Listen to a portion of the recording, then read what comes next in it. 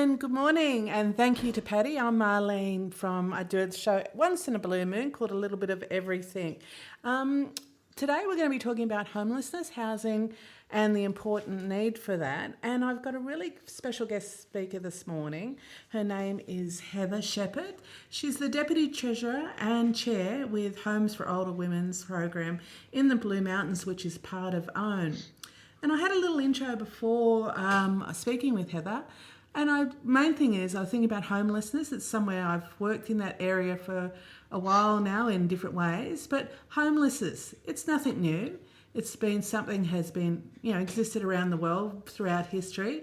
So why is it so important to talk about it and not let it become invisible? Why is it important to look at ideas, planning and solutions?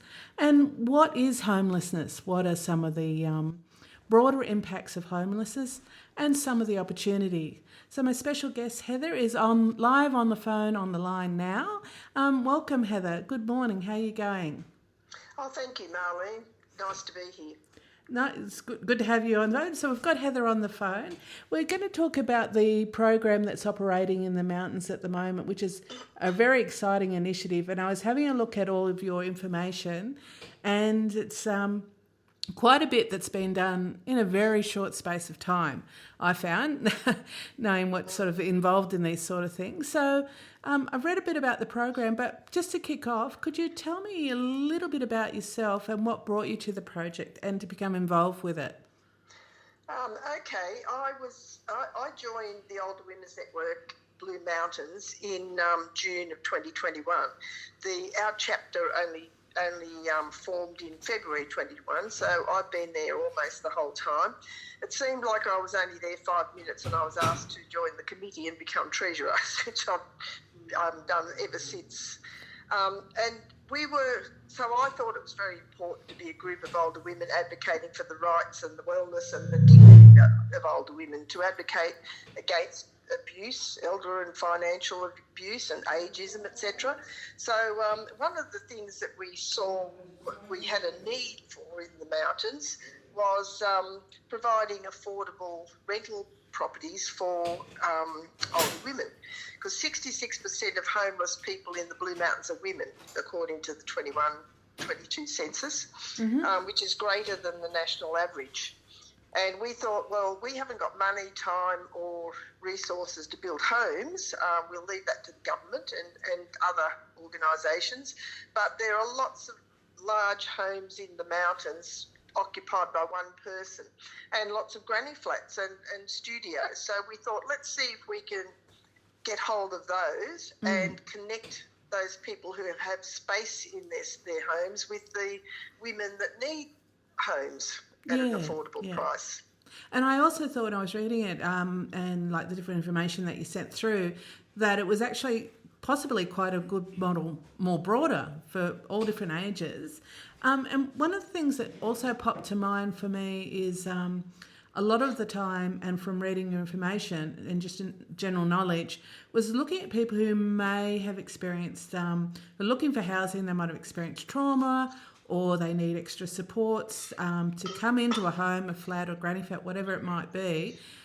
Sometimes some of the older women might also have some services or supports that helps keep them independent for whatever reason, and to be able to have that choice to live independently in the community. Have you found that with the program so far? Any requests like that? Yes, there are. Well, as we all know, that older women generally have a lot less money than older men, for various reasons, time out of the workforce, raising families, and then, there's divorce. They generally end up with not enough money to buy another home, or quite often end up with not enough money to buy another home. A lot of our women are, we don't have very many that are actually homeless, but they're in danger of becoming homeless. Yeah. And the reason for that is that the rent's gone up, they can no longer afford it. A lot of them have health problems which are preventing them from working, and so therefore they're either on the pension or on a disability support pension, and that just doesn't cover commercial rent at $600 or more per week. So yes, we're finding that health problems is a big issue. Some people are escaping DV, but we haven't come across too many of those. It's just mainly that the rent's gone up, or they've had a relationship breakdown and they need somewhere that's affordable to live. Otherwise, they'll end up in their car.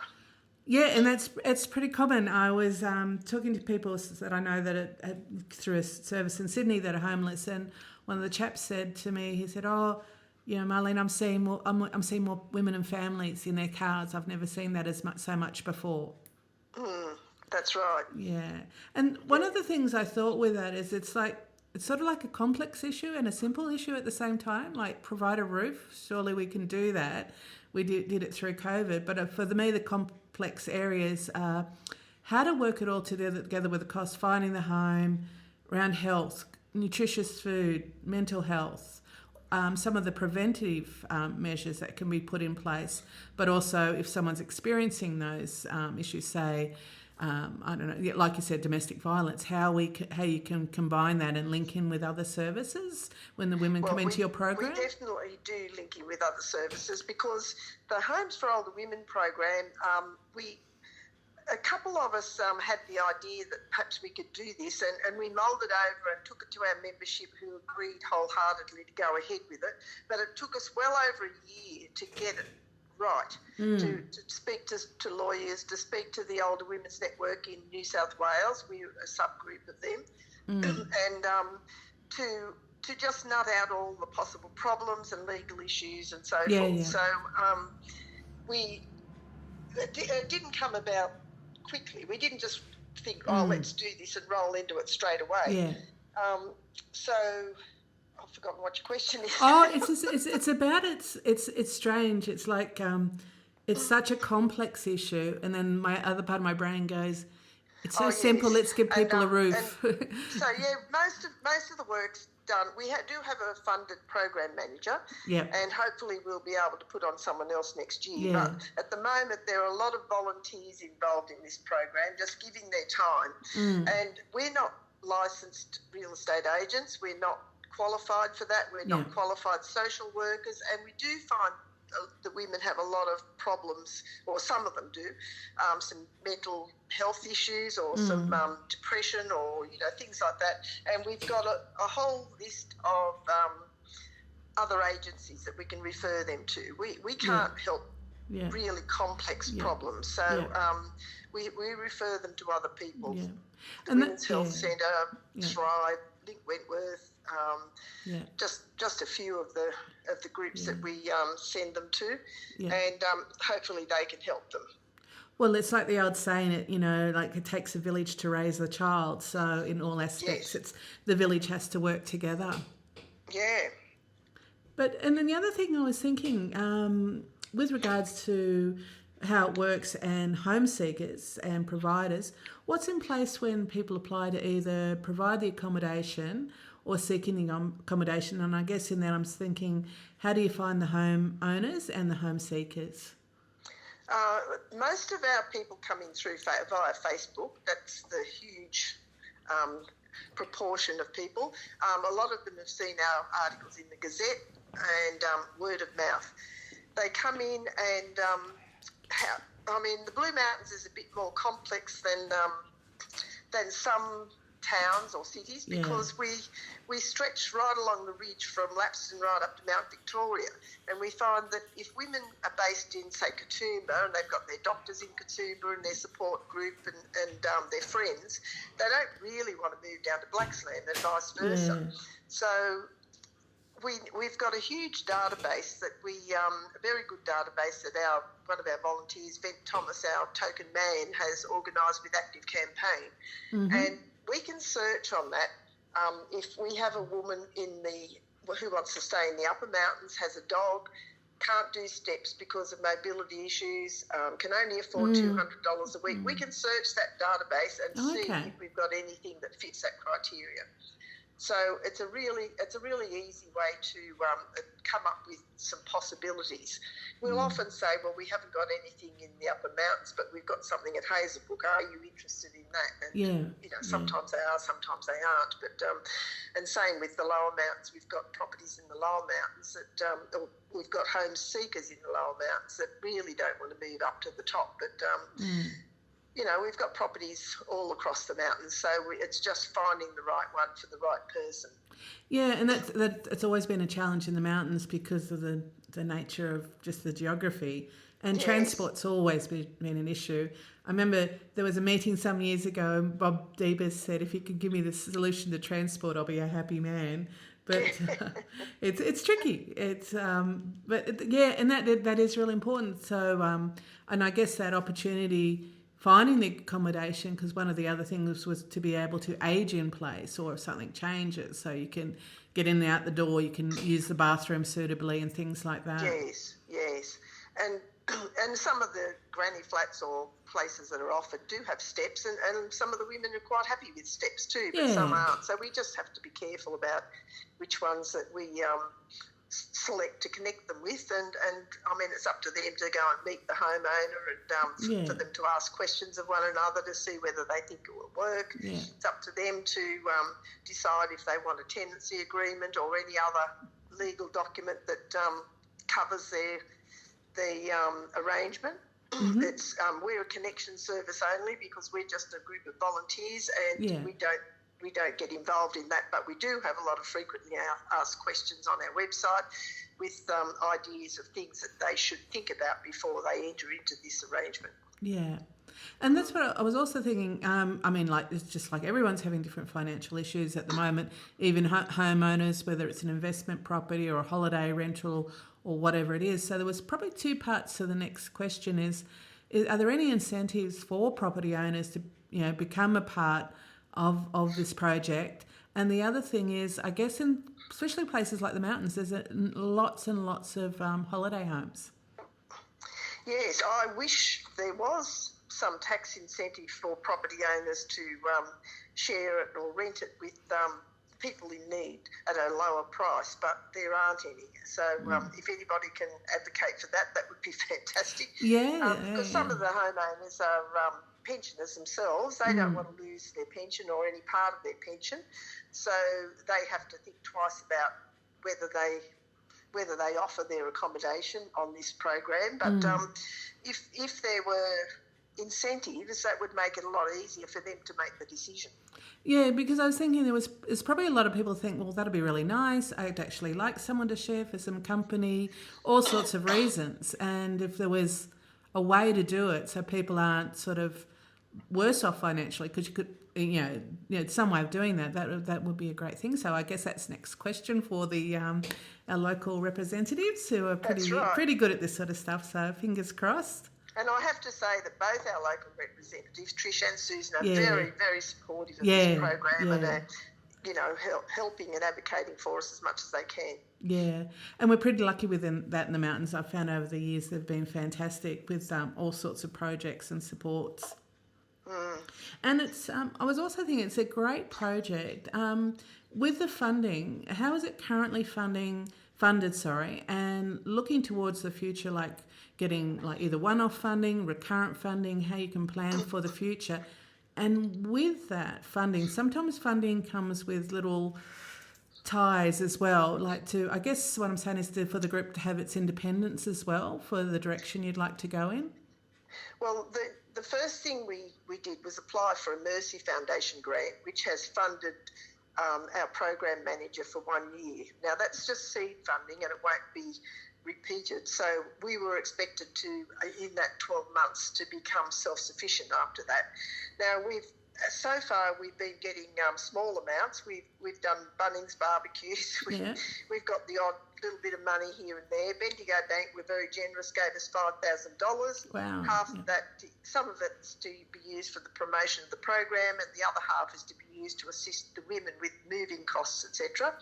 Scenic World's just come on board with quite a bit of money, and not only that they've given us access to their marketing team to help us market the program.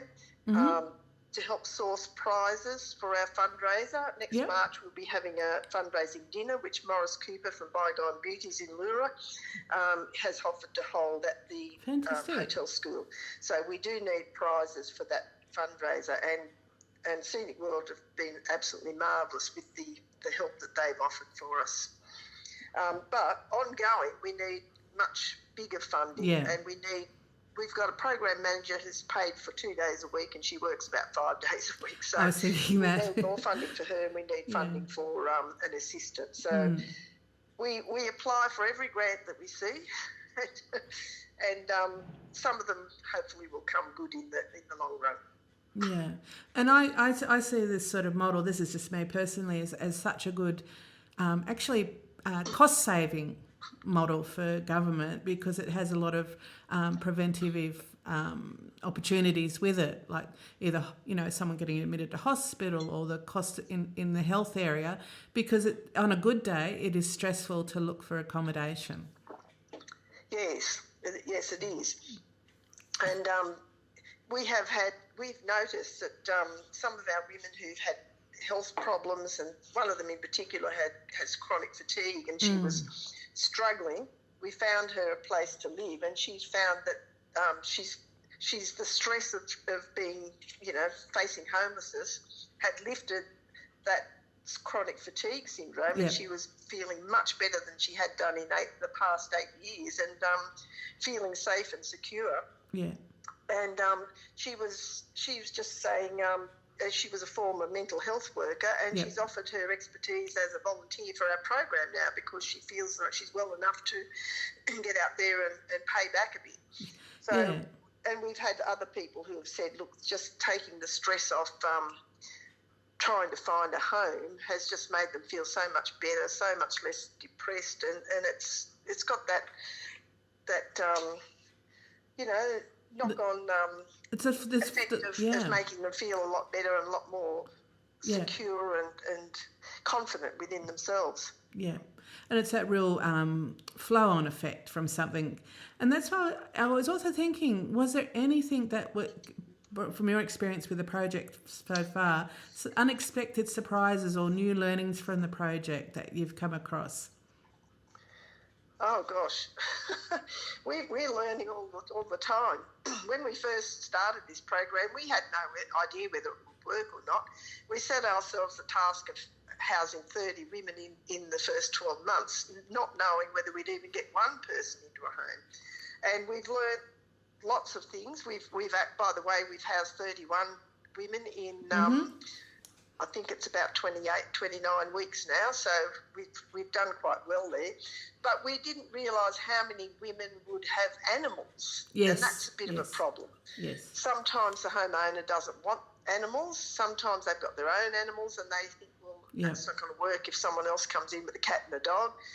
And at first I thought, why do they keep these animals when they've got to feed them and they haven't got enough money to pay the rent? And then I thought about it, and being an animal lover myself, and thought they've all come from normal homes, relationships, and had their own home at some stage, and their animal is their only constant in their life, their source of unconditional love and companionship. So it's understandable they don't want to get rid of their animals, and so that's been a problem and a challenge. Yeah. Another thing has been the fact that most of the women want to be self-contained. Yeah. And I can understand that as an older woman myself, that I probably wouldn't want to go into a share home, even though we see that as probably what's going to happen in the future with rents going up. People are going to have to go back to like their uni days where they shared. Yeah. And so that's been a challenge too, because there are a lot of rooms offered and most people want self-contained, like granny flat or a studio. So there are a lot of homes that are vacant in the mountains too, and holiday homes. And so as an incentive to use those for people like the older women that we're dealing with would be great too, but there isn't an incentive at the moment, so we just have to press on. And so much of it can be a stepping stone. And I just wanted to finish off, if people are interested, if they've got more questions, what's the best contact and where can they go? Either home seekers or homeowners. Yeah. How, H-O-W, yep. .own New South Wales, that's OWNNSW.org.au. That'll tell you about the program. There's a contact page there if they want to contact us. They don't have to contact us to donate anything or give us a home, but some of the things we do need are donations, prizes for our fundraiser, and granny flats. Mm-hmm. If anybody knows or has a granny flat that they're prepared to let someone use or knows of someone else, they might mention it to them and see if there's any interest there. Mm-hmm. Now, if you want to contact us, the best way to do it is by email. So that's how, H-O-W, at own New South Wales, that's OWNNSW.org.au. That's fantastic. But I really want to thank you for the opportunity to talk about this today, Heather, and the whole group. And many thanks for Carol and Paddy for sort of connecting and giving us this opportunity as well. It's a fantastic initiative, and I think a great model more broadly for the community. Well, thank you. Yes, well, Own New South Wales is very interested in and very supportive of our model, and whilst they are advocating for the government to build social housing, which is very critical, they're also supportive of our program and think if they can roll it out in some of the other chapters across New South Wales, that would be a good thing too. Yeah.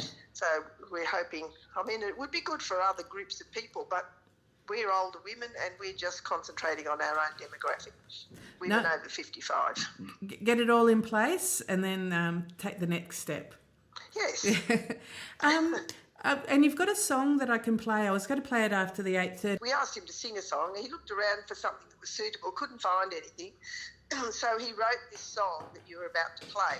Mm-hmm. And we loved it. So it's up on our YouTube, not our YouTube, up on YouTube at the moment. So he's a local from Valley Heights, and yeah, it's great. And what's the name of the song? Everybody Needs a Home. Excellent. I had a look at it the other day. It's fantastic.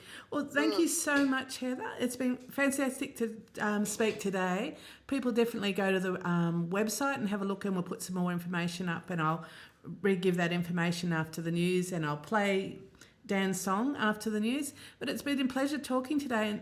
Great project, great resources and great ideas. Thank you, Marlene. Thanks for your interest and thanks for the opportunity to talk about it. Not a problem. And come back to the radio station anytime. Thank you. You're welcome. Hi, and welcome back, Marlene, with a little bit of everything. Thank you so much to Heather Shepherd from the HOW Project and Older Women's Network about housing in the mountains for women over 55.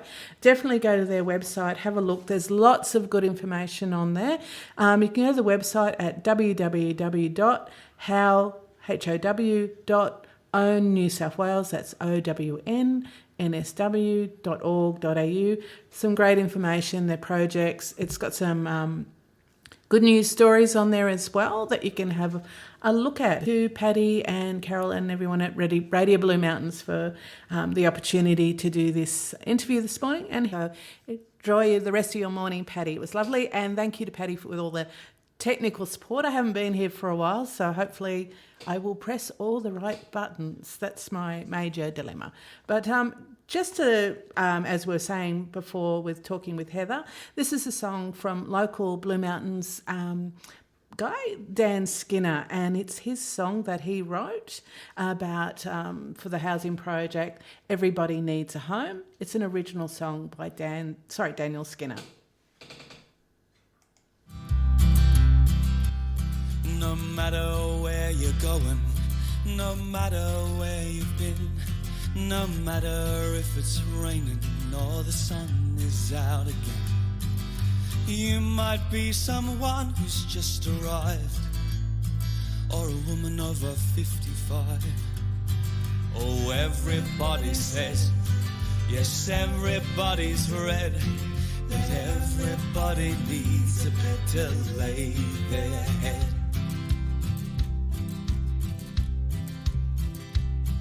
No matter if life is easy, no matter if life is tough, no matter if you're flying high or the wheels are falling off, no matter if you're rich or you're poor, this I know for sure. Everybody knows, yes, everybody knows. If you're famous or unknown, everybody needs a home. You might live in the mountains, on a farm or out at sea, or you might be in prison or lucky to be free. You might have a collar that's blue or white. It doesn't matter, I know I'm right. Oh, everybody says, yes, everybody's read, that everybody needs a bed to lay their head. You might be the king of the UK, or a beggar in the USA. You might be running from the dark, or you might need a fresh new start. It doesn't matter who you are. Oh, everybody says, yes, everybody's read, that everybody needs a bed to lay their head. Yes, everybody knows, yes, everybody knows. If you're famous or unknown, everybody needs a home. If you're famous or unknown, everybody needs a home.